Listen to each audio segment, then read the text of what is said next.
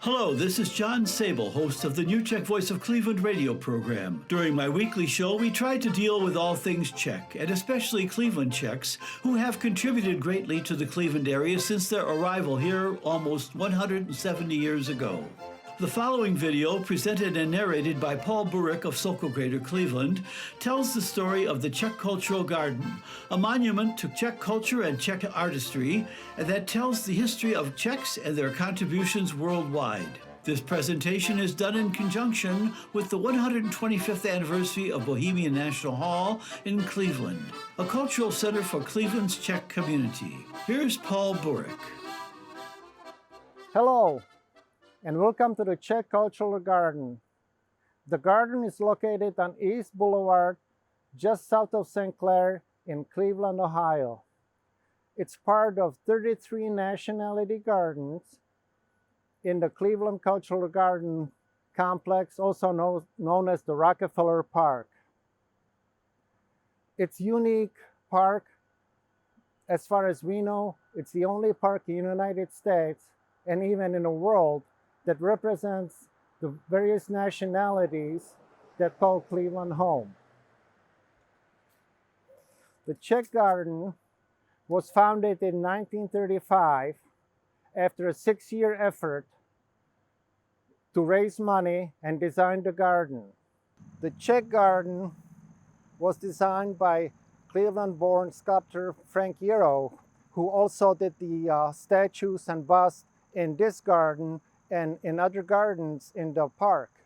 He also has some work displayed at the Cleveland Art Museum Sculptural Garden.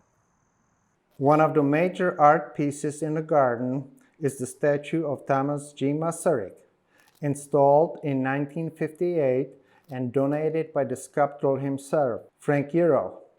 Dr. Masaryk was a leading nationalist and founder and the first president of the nation of Czechoslovakia in 1918. This nation consisted not only of Czechs, but also of Slovaks and Rusyns.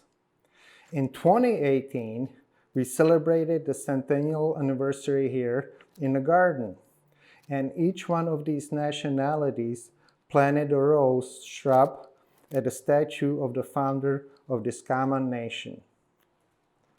Let's look at the other bust by Mr. Jero in the Czech Garden. František Palacký, a historian, is known for documenting the history of Bohemia and the Czech nation, thus covering the Czech heritage. He was one of the many scholars and thinkers who comprised the national movement in Europe, arousing the Czech people to recognize and stand up for their heritage.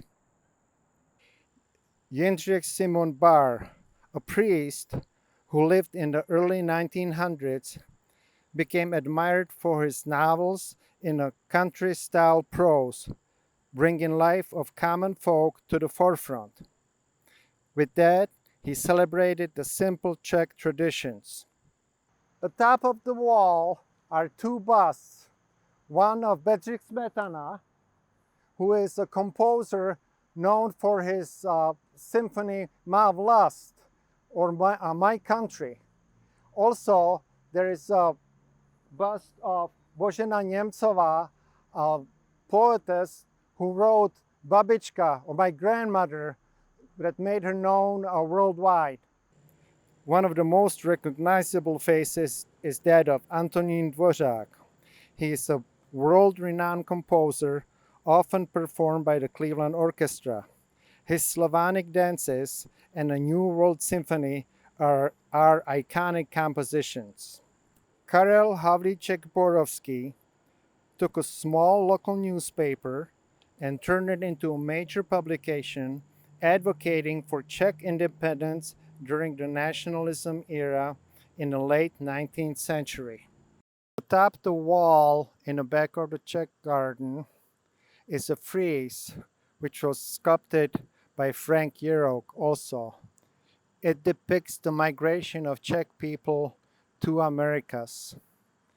In the center is a depiction of America, a young woman seated and surrounded by two Native Americans.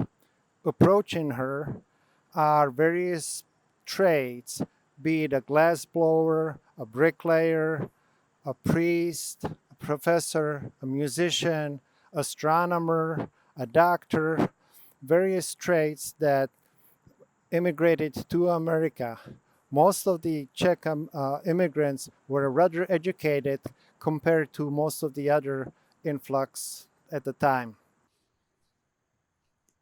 In the center of a Czech Cultural Garden is a statue of Amos Kaminsky. He was a bishop and a philosopher who is known as the father of modern education. He promoted new teaching techniques and advocated for women to receive education in his time, which was quite a unique endeavor. I want to thank CVCC media crew for facilitating this interview, and want to thank you for taking time to visit the Czech Cultural Garden, at least virtually.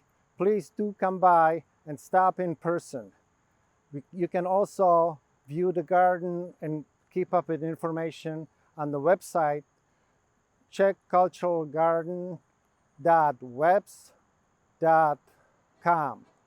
We hope you enjoyed learning about Cleveland's Czech Cultural Garden, and be sure to watch for additional video tours of other Cleveland Czech cultural and historical highlights, including the 1915 Cleveland Agreement, which laid the groundwork for the founding of Czechoslovakia in 1918, and a video on the history of Czech marionettes.